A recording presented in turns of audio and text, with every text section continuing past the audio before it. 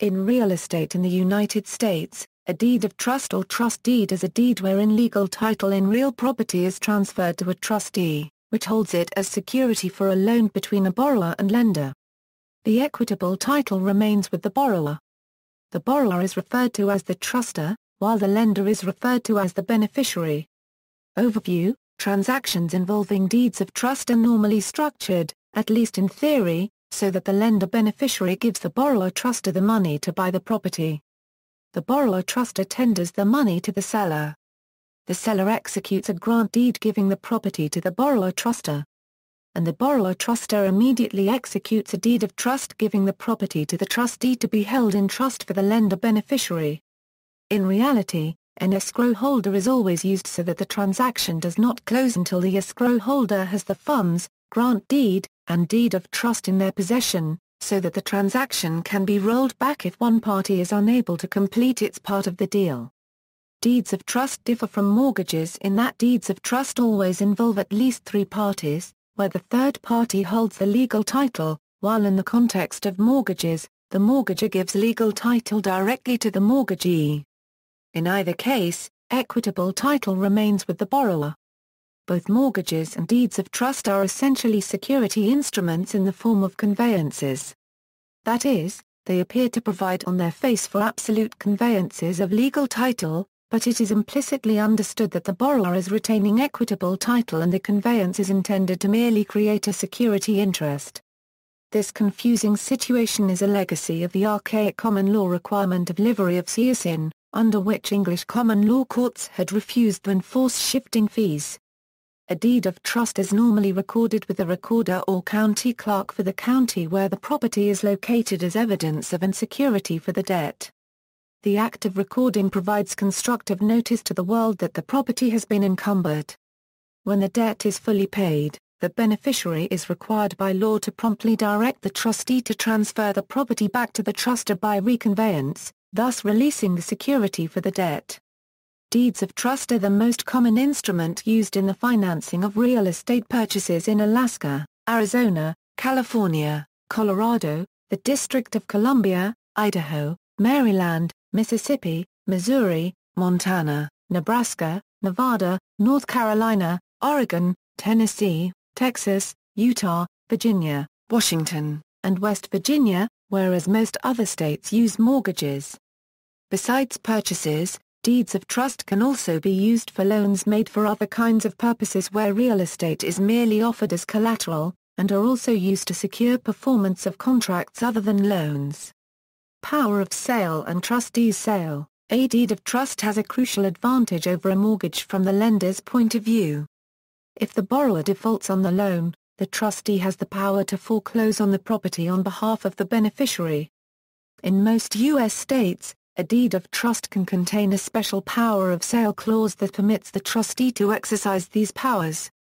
Here is the standard conveyance clause from a Freddie Mac uniform instrument. In the states that enforce power of sale clauses, the courts have uniformly held that by executing a deed of trust with the power of sale clause, the owner has authorized the trustee to conduct a non-judicial foreclosure in the event of default. That is, unlike a mortgage, the lender need not sue the borrower in a state court. Instead, the lender beneficiary merely directs the trustee to mail certain notices required by law, culminating in a trustee's sale at which the trustee auctions the property to the highest bidder. The borrower's equitable title normally terminates automatically by operation of law at the trustee's sale. The trustee then issues a deed conveying the legal and equitable title to the property in fee simple to the highest bidder.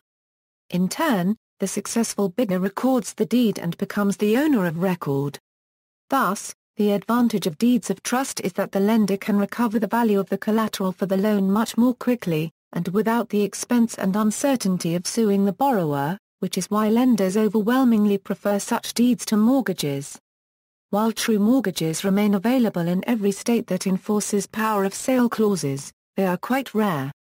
Any prospective borrower who specifically asks for a true mortgage from a commercial lender in such a state necessarily brings his or her creditworthiness into question, and any rational lender willing to extend credit to less creditworthy borrowers will insist on harsher terms. including the use of a deed of trust with the power of sale clause.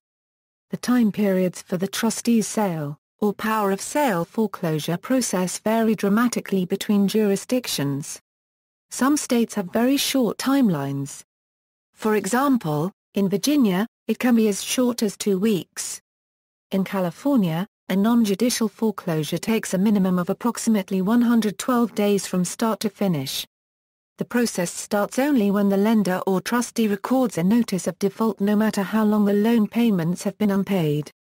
For certain home loans made between 2003 and 2007, because of current economic conditions, California law was amended to add a temporary additional 60 days to the process. Terminology: historically, some of these documents were titled deeds of trust, and others were titled trust deeds, and U.S. case law prior to about 1990 tends to reflect both usages. Due to the rise of real estate securitization in the 1990s and the shift from lend to hold to lend to securitize, the majority of residential real estate transactions are now completed with uniform security instruments which are consistently described as deeds of trust so as to avoid confusion with true trusts or true deeds. Thus, the more precise term of art deed of trust has become predominant in the case law since then. Though a mortgage is technically an entirely different legal instrument, deeds of trust are frequently called mortgages in the real estate loan business due to the functional similarity between deeds of trust and mortgages.